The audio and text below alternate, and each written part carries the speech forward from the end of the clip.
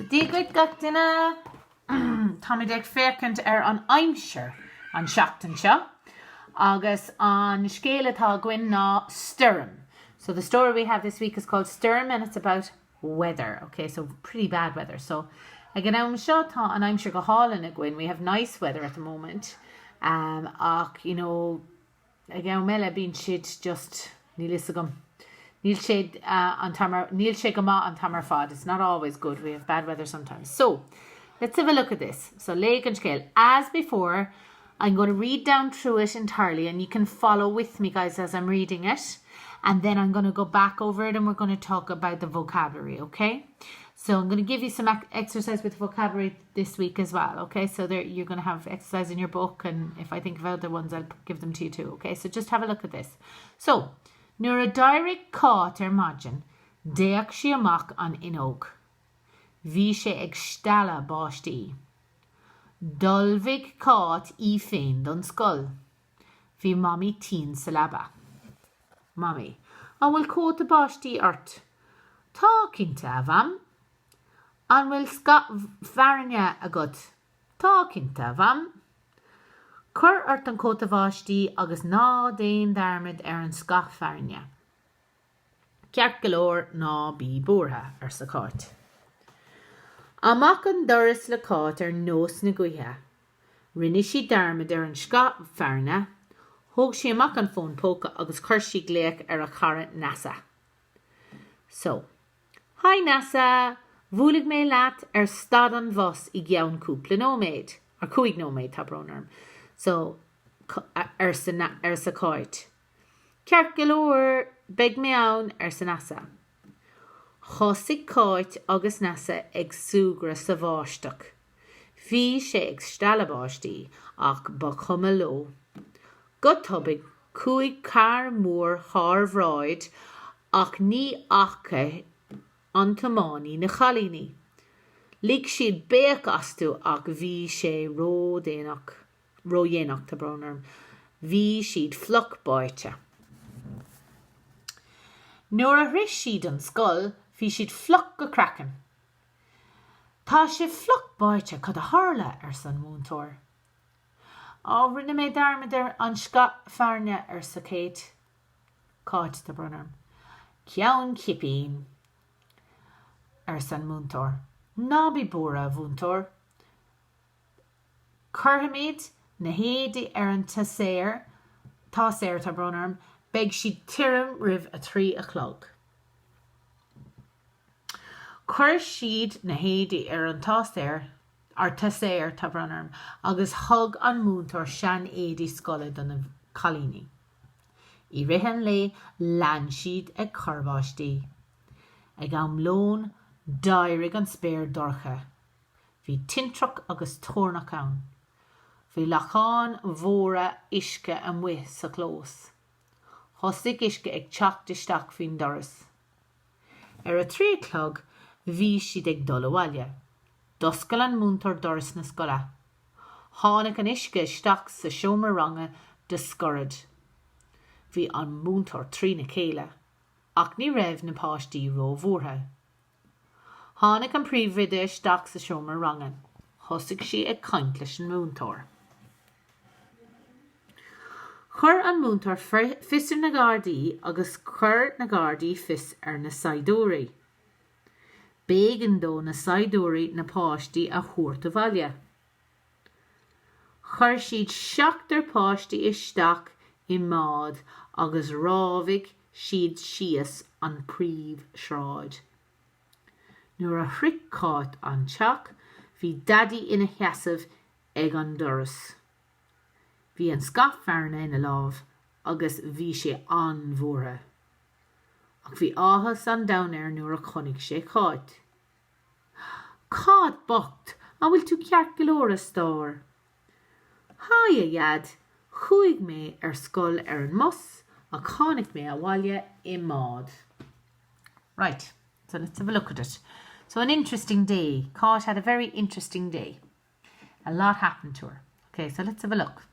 Nuair a direct cát margin, déach sé amach an inog. So when Kate got up in the morning, she looked out the window. Bhí sé ag stella báistí. So what does that mean? It was pouring rain. Pouring rain. Dul bhí Kate féin don scoil. Excuse me. Go leiscin. So dulvig. Dulvig means to prepare. She prepared herself for school. She got herself ready. Bhí mommy teen syllabus. So mommy was sick in bed. And will coat a báistí art. Do you have a raincoat? Tá cinnte. I have surely, ma'am. And will scafarna got. Do you have an umbrella? Tá cinnte a bham. I do, yeah, surely. Cur art an coat a báistí agus ná déan darmid an scafarna. So put on your coat, your raincoat, agus ná déan darmid an scafarna. So ná déan darmid means don't forget your umbrella. Your scafarna is your umbrella. Okay? Ceart galore, okay, ná bí búra, don't worry. Right? Amach an doras le cát nós na gaoithe. So out she went out the door nós na gaoithe as fast as the wind. Rinne she darmid an scafarna. She forgot her umbrella. Hug she amach an phone póca. She took out her phone, her mobile, agus cur she gléic a cara Nasa, and she rang her friend Nasa. Hi Nasa, bhuailg mé leat ag stad an mósaí geann cúig nóméid.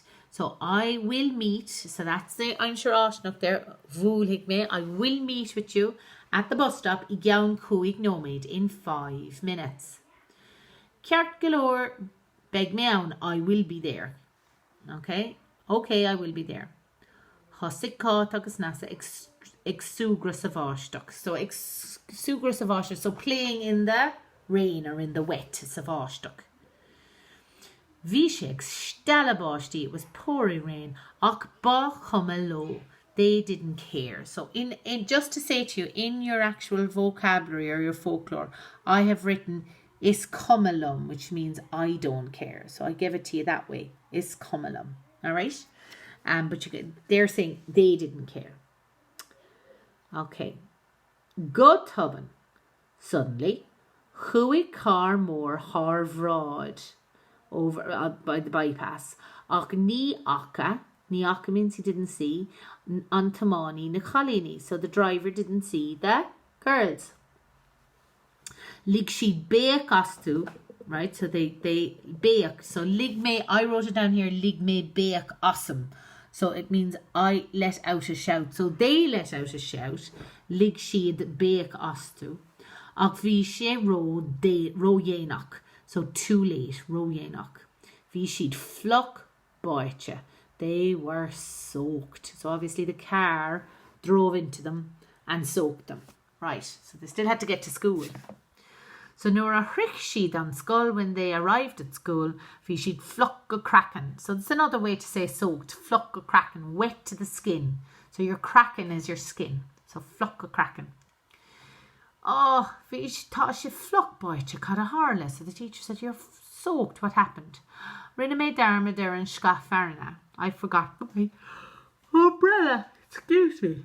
Ceann kipping, that's like, I suppose, kind of forgetful head kind of idea. Silly head. Ná bí bórtha, don't be worried, teacher, a bhúntóir. Curhamid na hédi an táséir, agus beg si tirim riv at 3 o'clock. We will put our clothes on the heater and they'll be dry before 3 o'clock. Tirim is dry. Okay, so we have that down there as well. Tirim, dry. Okay. Chur siad na hédi an táséir, agus hug an múntar shani di scoilid na chalíní. So they put their clothes on the heater and the teacher gave them old school clothes to wear. Okay, and done a colleen to the girls.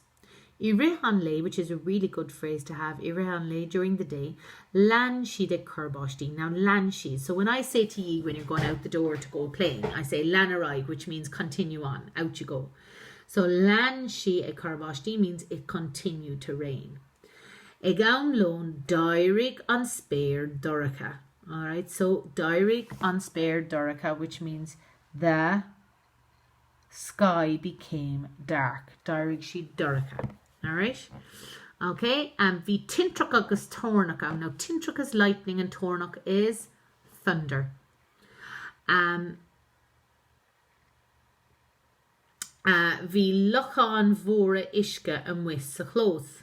There was big puddles of water out in the yard, so close. Hosig ishka ag chok de stock fween Doris.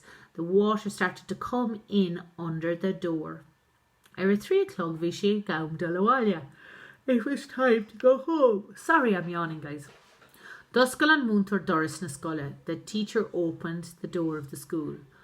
Hánig an ishke stock sa shomer ranga discouraged. So the water came into the classroom discouraged, kind of darted into the classroom quickly. It kind of dashed into the classroom. Vi an Muntor Trina Kayla. So the Muntor was upset, Trina Kayla.